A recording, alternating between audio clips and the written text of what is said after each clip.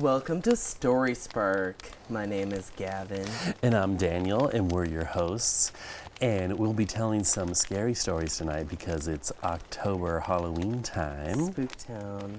And we're going to start this episode by telling some real quick actual scary stories about things that have happened to us in the Placerville area. In Placerville. You want to tell yours first? Yeah, okay. I'll tell mine first. It's really spooky. Okay, so I've had two real ghost experiences in my life. The second ghost experience that I've ever had in my entire life, and before this, I didn't really believe in ghosts. Like, I don't know, I'm just that type of person that's like, ghosts, okay, hoodoo, voodoo, whatever. Woo, ghosts, spirits. It's just such a convenient thing to say. My friend Brett and I were at the Carey House Hotel on Main Street in Placerville, and this place is notorious for being haunted, but like I said, I don't care about that. I'd never have. I go up to the radio, this like old 1930s radio, and I open it up, and I'm like playing with the knobs, and I put my hands down, and I swear, I feel this like, it felt like a hand grabbing my arm. And I looked over at Brett and I was like, Brett, there's something grabbing my arm. And he's like, yeah, that's the busboy that like died here. No, he literally said that. That's the busboy? Yeah. That died here. Like, he got shot on the stairs and he protects the lobby. And if anybody messes with the lobby, he will mess with you. And I was like, shut up, I don't believe in ghosts. But I swear I felt, not just like saw something, I felt a hand grab my arm. It was crazy. What's your story? What did it feel like? It literally felt like the pressure of a hand squeezing my arm. It was really, really weird. And then it went away. And I was like... And you didn't mess with that radio anymore? No, I closed it. Like, sorry. Looks like he did his job. Sorry for messing with your radio, bro. Okay, so I used to work at Marshall Hospital, and I heard some pretty spooky stories from other people who worked there. And for a while, I worked graveyards in the kitchen. And one night, it was so, you got to clean stuff in the kitchen, and it was my night to clean the oven. And so I spray that, like oven cleaner stuff, and like foams up. So you spray it in there at the beginning of the shift, and like towards the end of the shift, you come back and like, take everything out and like clean it out and everything. And like the oven cleaner does its job. And it's like this foamy stuff. You know what I'm talking about? So I do that, and there was a lot of other spooky stuff that happened too. Like, pans would just fly off of shelves sometimes, and it would just be like uncanny. Like, okay, there's no way this pan like fell off the shelf and like came across here. I remember one time I went into the walk-in, and I go to open the door, and it's like, I'm like, what am I hitting? And I force it open, and there's like this whole thing of sliced tomatoes that I had put at the back, like way back, like 10 feet away in the back of the walk-in, and it was like all the way up against the door. So it like flew there. Yeah, all types of creepy stuff No like this. sliced tomato. Oh man, not to mention like the possessed elevators in this place. So this is definitely like the scariest thing that happened. So I go and I open up the oven to like wipe it out, and there's like a child's handprint in the foam. In the oven cleaner foam? In the oven cleaner foam.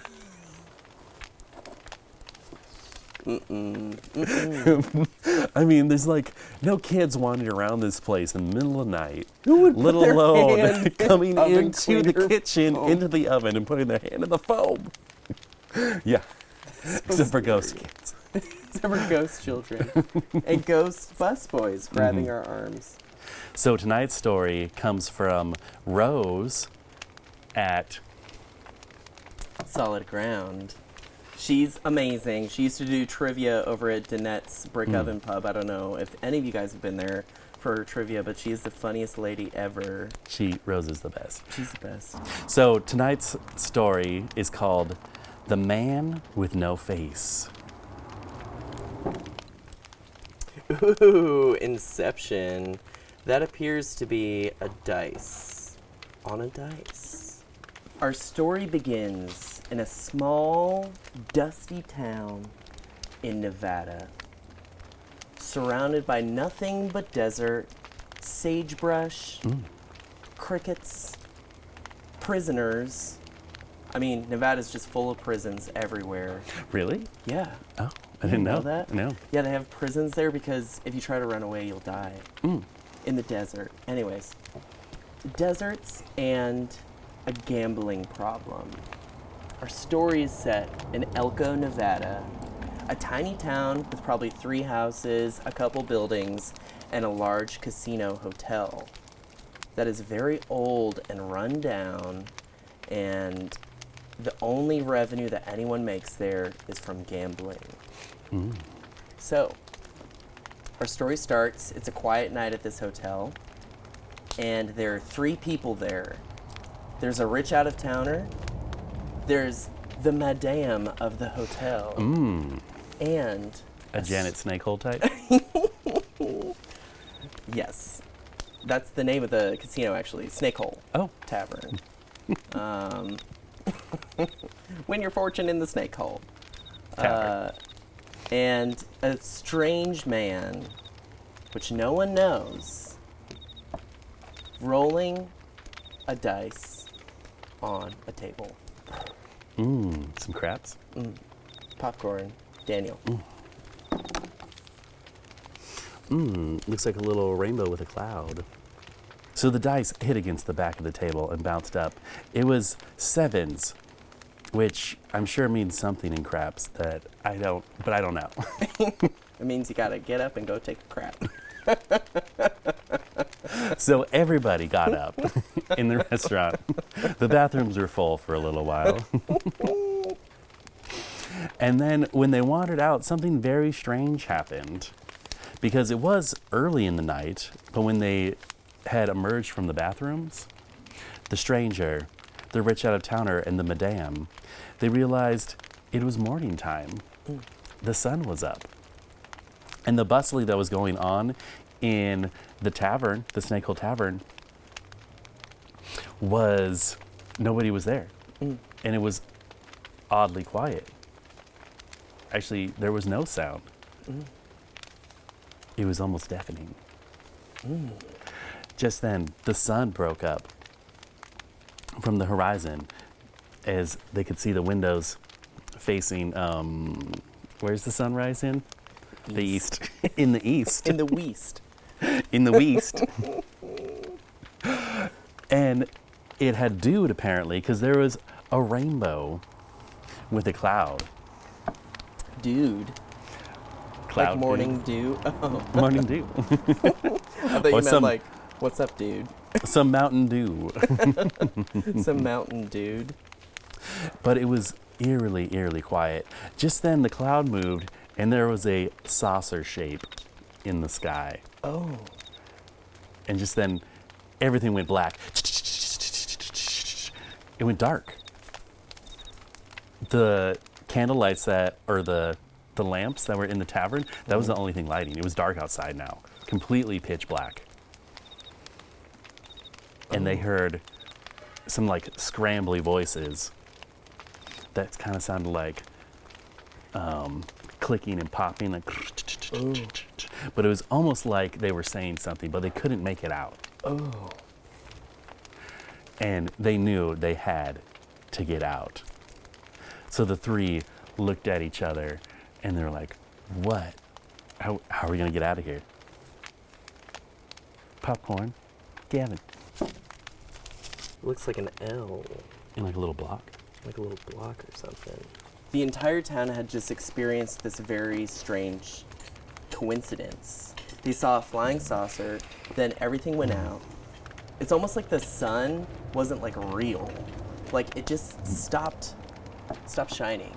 So the 3 people were the only people who saw this event happen. The saucer flew over, everything went black. After this clicking noise, everything goes back to normal. Oh. It just flies back. So this creates some suspicion for all three of the guests. All three of them are like, okay, we're not in Alaska, so this isn't like a, North Pole summer situation. We're in Elko, Nevada, and it's usually, pretty consistent. Like, what just happened? What do you think happened, Janet? Well, I tell you what, I've lived in this town for a while, and strange happenings happen here. My late husband, Mr. Bradley Snakehole, died unexpectedly, sucked into the sky and dropped to the ground. Splattered everywhere. The two guests jerk back in reaction. The out-of-towner, I'm just trying to drive through to get to Milwaukee to see my wife and my kids. And I don't want to be a part of this crap. And the stranger, they both turn to the stranger. What do you think? Nothing. He doesn't say a word. The two start to examine him a little closer and notice that he's covered completely in dust. He wasn't before when he was rolling the dice. And now the stranger is covered completely in dust and he has this very vacant expression in his eyes. It's almost as if he doesn't know what they're saying. He's trying to decipher what these two people are saying. Oh. Almost as if he doesn't understand English or understand words in any way. The three of them decide, you know what? We're going to have to go out a little bit farther into the desert because they saw the saucer kind of hover and maybe land over a corner. We're going to have to start walking out there and see what we find. So they open the door. Why do they feel like they have to go out there and find this thing? Because they're trying to make sense of why this just happened in this tiny town. They're the only three there. They say they saw it maybe land somewhere, and they're really very curious to see, hey, maybe whatever this was just like landed. So the out-of-towner is really reluctant to go. Janet Snakehole wants to know maybe what happened to her husband. Oh. And the stranger has no opinion whatsoever. They walk out the door, and they notice just over the crest, there's a new building where they think that the saucer might have landed. It looks like a giant block, but it looks almost like an exact replica of the tavern that they're in right now. Oh. Popcorn, Daniel. Looks like a happy yet unsure face. So they leave the tavern. So it's still eerily quiet. They don't hear anything. And it's almost like a mirage. They see this big block type building and part of it looks like the tavern that they just came from. So as they're traveling across the desert, it went back to eerie morning. As they travel across the desert, the blue light, it streaks across the sky, that early morning blue light. As they're going across the sand, and they're going and going, and it seems like they should have got to this block by now, but they haven't. And they look back, and it seems like they haven't gotten too much farther from the tavern either. But they're all getting really thirsty out there. They're just so unsure. Like, can we actually get to this place? Like, what is going on? And as they're walking on the sand, Janet starts talking about like, oh, I am just wilting out here. Does anybody have any water? And the rich man from out of town, he's like, I don't have any water. And the stranger, he's still like, kind of mummy-ish. And just then, they step on something in the sand. Janet does, and she goes, oh, and gets back because she heard this. Oh. And the zombie type guy, he like goes over to the sand, he starts moving it away, and there was a face in the sand.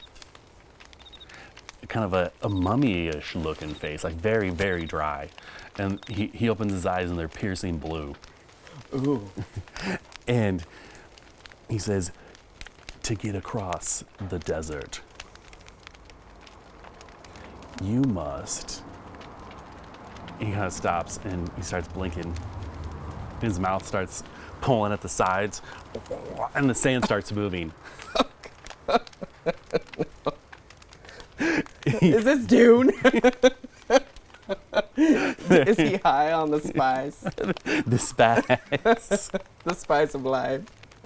Just then a giant figure emerges, huge muscles. He's like twice as big as any of them. And he's got a club in one hand and a whip in the other. And on the end of the whips are a bunch of tiny little faces, like skull type things with like these long teeth. Oh. And he snaps it and they're like, No way. and he says, to get across the desert, you must fight me. Stop it. Oh. Popcorn Gavin. It looks like a flower. Flower in the desert. Janet Snakehole, the out-of-towner, and the stranger, dusty stranger, are confronted by this almost like 80s, boss level character with a whippy, bitey things. You must fight me. Whoopsh. Go lay down. Janet tells the boys, listen boys, I got this. Oh, dang. Janet knows men pretty well. She moves one strap off of her shoulder and then another strap. Oh. The large, creepy, scary dune-like creature starts to move forward. As he moves forward, about to attack Janet in a wild, lustful passion. Ew. The stranger says his first word this whole entire time, stop! He puts his hand up, and the large man goes flying. It's almost like the stranger has powers. Stop. Oh. And the large man goes flying backwards. He falls silent again, still dusty and gross. Janet and the out-of-towner are like, what was that? And Janet's like, yeah, I was just trying to get him to, get off our case a little bit. The stranger's silent again. All he does is look at them and point. And when he points, they look over and they found this huge cube-like complex. Oh. It almost has like an otherworldly force field around it. And as they get closer to it, they start to feel very weird. Janet starts to get these flashing memories of her husband, her long gone husband, who was sucked up into the sky. The out-of-towner starts to feel violently sick. He feels like he's gonna throw up. And the stranger is just walking on, patiently. He gets to this force field-like wall, and he touches it, and all of a sudden, the stranger's face completely changes. He's a new person. Oh. And he looks back at Janet and the out-of-towner and says, follow me in. He has a large bouquet of flowers, and he looks like he's come out of the 40s. Oh. And now Janet, the stranger, and the out-of-towner are all walking into what appears to be this new building in the middle of nowhere. Popcorn Daniel. An arrow with an alien on the side. So they enter this cube, and which the tavern was just a mirage on the outside. On their way in, and as they go in, there's red carpet and there's more flowers, and it's kind of shiny. It seems almost like a really, really fancy hotel. at first. And the out-of-towner now totally changed as they go down this narrow hallway. It seems to get darker and darker, and the lights seem to be more bluish, almost like more artificial looking. And the stranger who's there with him carrying the flowers, his face starts to get thinner, his eyes seem to get bigger, and what he's carrying is no longer a thing of flowers. He's actually holding something that looks almost like a weapon. Like it has like dark, like all these ridges on it, almost like it's made out of like vacuum hose covered with black intestines. Like my hover round. Janet and the out-of-towner, we haven't given him a name yet. Steve.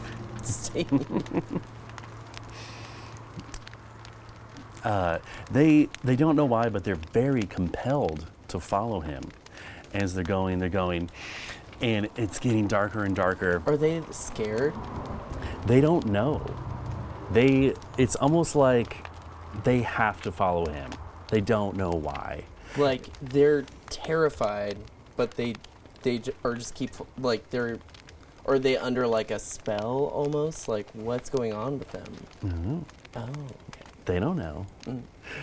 They follow this dude, and soon they realize that it's almost pitch black. There's very rarely a small light coming overhead that they go through, and the guy he's no longer wearing clothes, and he doesn't look like a man anymore. They just see little glimpses of like off-color skin and some like blue veininess going on and stuff, and then it goes pitch black, and they hear like a noise, like a metal chink, like chink. And there's poof, poof, poof, poof, poof noises, and it's still dark. Just then Janet and Steve, they kind of feel like, oh, we probably shouldn't have followed this guy in here. Like they kind of wake up. Yeah, they kind of wake up. And there's a door that they realize is right there, and it's like as their eyes start to adjust, they see this door, and it's at first it looks like hieroglyphics, but part of them can understand it as well. They're not sure why, but they can understand like this says exit. And just then a light lights up in the center, and it's Janet's husband. He's sitting in a metal chair. And next to him is the most valuable Fabergé egg. Steve knows this egg. This is the item that's been missing from his Fabergé egg collection for his whole life. It has arrows on it like the last airbender that come down, you know. The airbender Fabergé egg. The last egg bender. The last egg bender.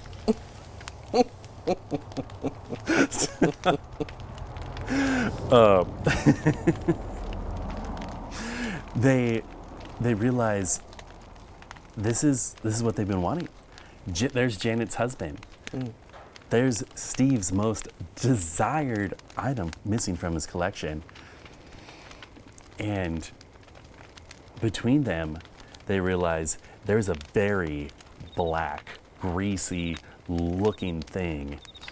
It's like moving around on the floor. They can see like some hard shoulders and maybe like a tail coming up, and they're not really sure. So they have to decide, are they going to take this door and get out of there, or are they going to go after the things that they really want? Popcorn Gavin. That looks like a clock to me. Ooh. Tick-tock. Janet and Steve are faced with this decision. the black greasy thing is moving from side to side. It's almost like turning into like a liquid and back into a solid. Ooh. So they're noticing that the cube that they're in is not stable. It's almost like it's flying through the sky. And every time it tips to the side, this black thing sweeps over like a wave and then forms back into a thing. And then sweeps back over into wave and forms back into this spooky, spooky creature. Just as it's moving, it stops right in front of Janet. And Janet looks into it and she can see her reflection. But as she looks closer into this like shiny, kind of like oily black thing right in front of her, it's almost like it forms like a scream. Janet leans forward and looks into it. And she sees memories of her and her husband. She sees them driving around crazy after 3 a.m. in Elko, Nevada, after they had a big win on their gambling streak. Oh, Flash forward. She sees them buying the hotel and renovating it. She can hear his laugh so vividly. She can feel him hug her. She starts to cry. It's so intense for her. She pulls back, and there's the black mirage again.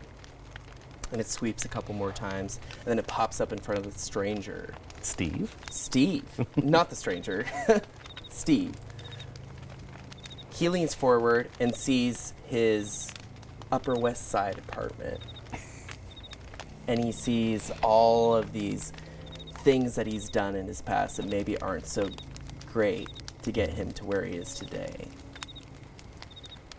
Sweeps back from him. Sweeps around the floor. And then all of a sudden, this thing just starts to expand throughout the room. Expanding and expanding. It's filling up the room almost like an oil spill. Janet is watching her husband start to be drowned by this oil. She herself is drowning, and she's yelling for him. Bradley! Brad! No! No, Brad! Steve doesn't even care about the egg anymore. It's like sinking. He's like, no, it's gone. Oh! It starts to spill into them. They know. This is the moment. They have to fight for their lives rather than get what they want. Janet starts to swim through the black goo. And she hears in her head, almost like a metronome.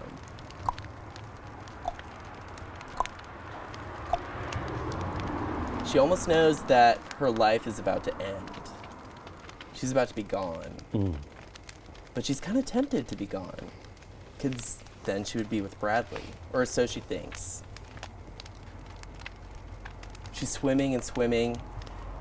And as she gets closer and closer, she sees all of these black, gooey creatures come towards her and try to hold her back. But she can do it. Steve is holding onto her leg. He's given up. He's like, oh, just get me to safety. She opens the exit door. They're back right outside the cube. There's a little timepiece on the ground. Ticking.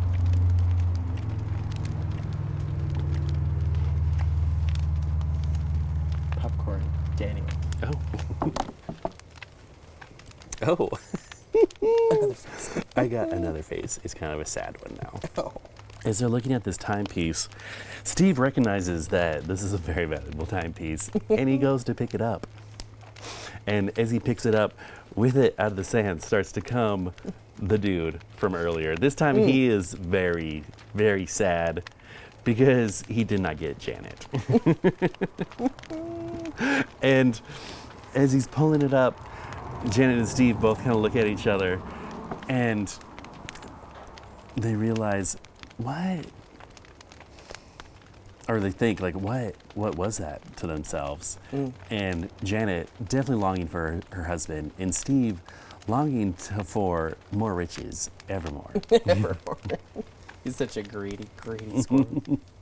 So Steve, he decides, you know what? All this stuff, it isn't worth it. He he puts the watch back in the ground, and with it also goes the guy's face, and it almost seals.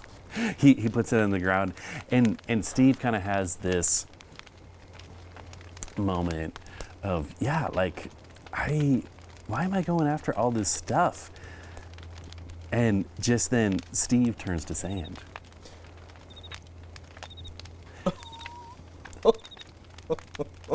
Janet is left there alone, and she goes, I want my husband. And then she can see the cube again. She runs back to the cube. No way. Yeah. She opens up the door, and there's the black goo on the floor. It's flooding out. She runs through it anyways. It starts from the light tunnel and starts getting darker and darker and darker. She makes to inside, and she can't see a thing. The goo is like up to her waist, but she's going through. She's like, I am gonna freaking save Brad. Brad. Get out of the goo, Brad. Cut to Steve. Steve's back at the tavern. Drinking. I thought Steve was turned into sand. Yeah. Okay. We cut to Steve. He's back at the tavern. Ooh. Steve he's like, wow. He had a personal realization, and he didn't go after the thing that he thought he wanted most. He's back like a changed man now. But we cut back to Janet, and she is still struggling through that slime. Is she gonna get her husband, or is she not? Let's find out. The moon. Okay, so Steve is back at the tavern, and he's happier than ever. The memories of what he just experienced are kind of fading away from him. It's almost like he doesn't know what happened out there. It's almost like this is his first day at this tavern. Meanwhile, Janet is struggling through the sludge, trying to find her husband again. She can't find the hieroglyphics on the wall like last time. Now, the whole wall is just smooth. Smooth all the way around in a large dome. Does she shout out for Brad? Yeah. Brad! Brad! Brad! Where did you go, Brad? All of a sudden, out of the goo, emerges Brad. She's standing right next to him. Oh my God, I missed you so much. You've been gone for so long. Do you remember when we bought that hotel? He's completely silent. Oh wait, she owned the Yeah, she's the madam of the hotel, the tavern. Come on. The madame. It's not a brothel. But that's what I was going for, kind of, when I said that. Anyways. the madame of the Snake Hole Brad, Tavern. I missed you so much. I haven't seen you in so long. Say something to me, Brad. Say something. Nothing. Bradley, I'm here to save you. Nothing. She keeps looking at him. She gets a little bit closer. His face starts to get a little thin. His eyes start to get a little bit bigger. And as all of this black sludge drains, she sees her husband start to turn into this thing. His eyes get very large and gray, and his face elongates. And the skin that she's holding, that was once warm, is now cold and slimy. And Janet, oh my God. Oh my God, that's what happened to you, Brad. Janet, once the owner of the tavern, is now trapped. Steve is just sitting there enjoying his cocktail. He looks up. He sees a very dusty man playing dice on the table next to him. Tries to spark up a conversation. The guy doesn't say anything. Does he have no face now? No. But his face is a little bit longer and his eyes are a little bit bigger. And though he remembers a woman named Janet, he can't think of her face. And he can't remember the night that he first stepped foot into the tavern. The end.